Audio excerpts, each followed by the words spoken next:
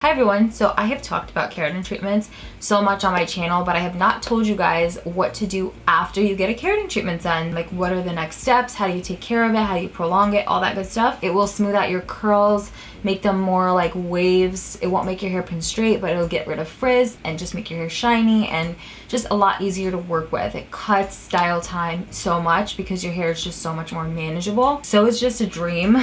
So once you get your keratin treatment done, you should ask the stylist how long until you can wash your hair. There are usually two keratins offered at a salon, the express one and the regular one. The express one, it's usually like after 8 hours you can wash your hair. That keratin does not last as long in your hair as the other one that can be washed after 3 to 4 days. So hairstylists usually will recommend which keratin is right for you based on your hair type and your hair's needs. But whichever time they tell you, it's very important to listen to them. It's very important that you let the keratin sit in your hair and do the work before you rinse it out. Once you rinse it out, that's it. You know, whatever's left in your hair is what's left.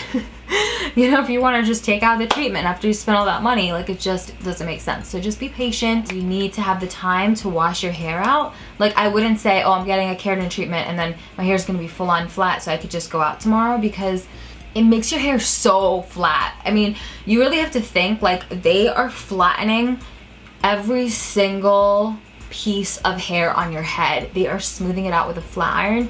Your hair's gonna be like flat to your head. It's not that cute. So it's not like you just got a blowout, you know, it's a lot flatter to your head. So I wouldn't do a keratin treatment like right before an event or something. Very important not to wet your hair the entire time that the keratin's in your hair. So you need a really, really good shower cap. This is my favorite shower cap. She is special because she is lined, okay? This is waterproof, so the water is just going to be little droplets on your shower cap. It's not going to be absorbed by the shower cap and on your hair. And the inside is like a microfiber material, so it's just like having a towel on your head. I'll link it down below. You also cannot crease or dent your hair, meaning that when you go to sleep, you're gonna have to sleep with your hair down. You can't put a tie in it, you can't really put anything in it. I've had stylists tell me that I could just clip my hair back slightly, like very, very gently, and I just use like these clips, just the no crease clips, to just put my hair just like out of my face like that. Very gentle.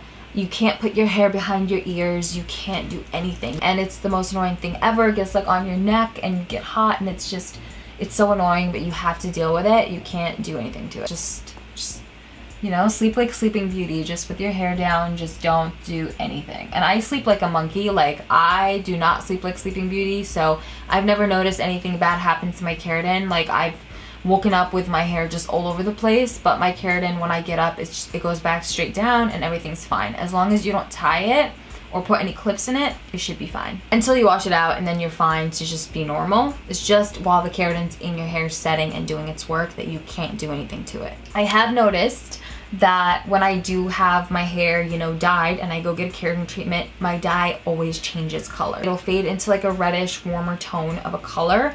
It's not bad, it's not obvious. Like, I mean, it is kind of obvious. It's not so bad. Like, it's not a big deal, but you are gonna wanna fix it eventually. I would wait 2 weeks to dye my hair, if not longer. Your keratin forms a layer on your hair, and that layer is just gonna be there when you're trying to dye your hair, so the dye is not gonna penetrate as properly as it can if you wait longer.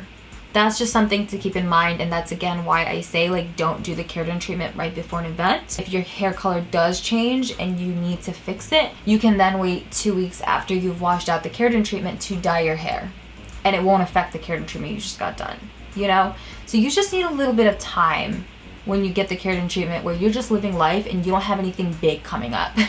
So after all of that, it's time to wash your hair. You have to use a sodium chloride free and a sulfate free shampoo. I have found a drugstore shampoo that is both of those things. Okay, I've done a lot of research, and the only shampoo I found, I mean, I looked for like an hour and then I stopped looking when I found this. Like, I wasn't gonna look for like 30 years or anything. I'm happy with this. It's just the Aveeno Pure Renewal shampoo. I've never really changed up my conditioners. To prolong the keratin, honestly, I would just wash my hair as little as possible. You know, try to wash it a maximum of 3 times a week. You know, the less frequently you wash your hair, the longer it's gonna stay, to the extent that it can stay. If you are washing your hair too constantly, you can shorten the time that the keratin treatments in full effect on your hair. So wash your hair normal, don't go crazy. Have fun, enjoy your hair. Thank you guys so much for watching, and I'll see you in my next one.